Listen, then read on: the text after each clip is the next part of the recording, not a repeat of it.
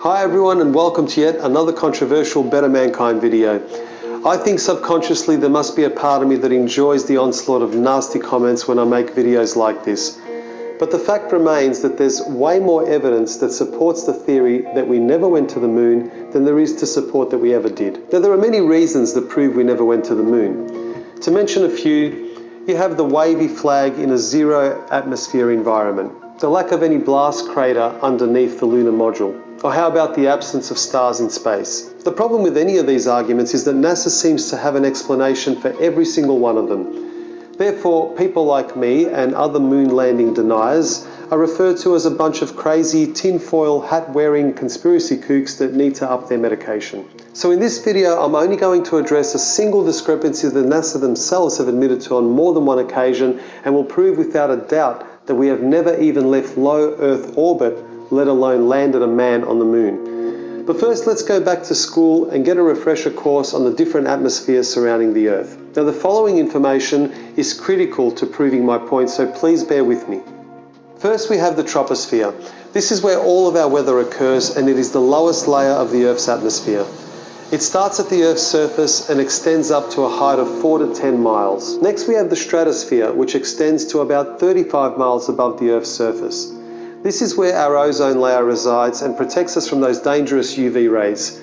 It is also the layer where aircraft travels, as it is free from weather disturbances. Now we go up to the mesosphere, where most meteors burn up on entry. The mesosphere stretches up to 50 miles above the Earth's surface. Next we have the thermosphere, and this layer extends up to 400 miles from the Earth's surface, and the air here is very thin. Also, temperatures here start to get really hot, ranging anywhere from 200 to 500 degrees Celsius and 500 to 2000 degrees Celsius in the upper region. And last but not least is the exosphere. The temperature in the exosphere can vary from 0 to 1700 degrees Celsius. The exosphere is the outermost layer of the Earth's atmosphere and is around 6,200 miles from the Earth's surface. Now, according to NASA, low Earth orbit is around 1,200 miles from the Earth's surface. So before I tell you the reasons why it is impossible for us to go beyond the exosphere, or for that matter even past the thermosphere, have a listen to what some NASA experts have to say about this topic. As we get further away from Earth, we'll pass through the Van Allen belts, an area of dangerous radiation. Radiation like this could harm the guidance systems, onboard computers, or other electronics on Orion. But Orion has protection. Shielding will be put to the test as the vehicle cuts through the waves of radiation. Sensors aboard will record radiation levels for scientists to study. We must solve these challenges before we send people through this region of space. Hang on.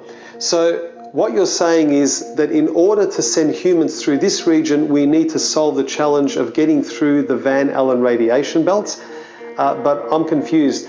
Didn't you already solve this challenge back in 1969 when you sent astronauts to the moon, and subsequently 5 other times after that? But we're also really pushing the boundaries in terms of where we're going forward with exploration. I think humans are naturally driven to do this, and this is really the beginning, I think, of human beings leaving low Earth orbit. I certainly plan on being around to see that. So she's a NASA astronaut, but I guess no one bothered to tell her about the first time that we left low Earth orbit. I guess she might be a little too young to remember. Here we have another astronaut that wasn't told about the moon landing 48 years ago. The plan that NASA has is to build a rocket called SLS, which is a heavy lift rocket. It's something that is much bigger than what we have today, and it will be able to launch the Orion capsule with humans on board, as well as landers or other components to destinations beyond Earth orbit. Right now, we only can fly in Earth orbit. That's the farthest that we can go. We only can fly in Earth orbit. That's the farthest that we can go. And this new system that we're building is going to allow us to go beyond and hopefully take humans into the solar system to explore. So the moon, Mars, asteroids, there's a lot of destinations that we could go to, and we're building these building block components in order to allow us to do that eventually. Once we travel beyond low Earth orbit, the crew will be exposed to larger amounts of radiation. So we have to design both the crew protection systems and our electronic systems to withstand this radiation. So that would mean that Neil Armstrong, Michael Collins and Buzz Aldrin We're a tough bunch of SOBs able to withstand all that brutal radiation, considering these challenges are still yet to be solved. So how is it that we had the technology to achieve this amazing feat back in 1969, but we're still working on the technology in 2017, almost half a century later? Well, I managed to find a very clever and well-informed astronaut that will totally straighten things out for us and explain exactly why we're not able to return to the moon and break through those Van Allen radiation belts. Have a listen to this. And break through those Van Allen radiation belts. Have a listen to this clever chap. I'd go to the moon in a nanosecond. The problem is we don't have the technology to do that anymore. We used to, but we destroyed that technology, and it's a painful process to build it back again. This guy, oh boy. He's a real-life example of what can happen to you when you're exposed to all of that outer space radiation.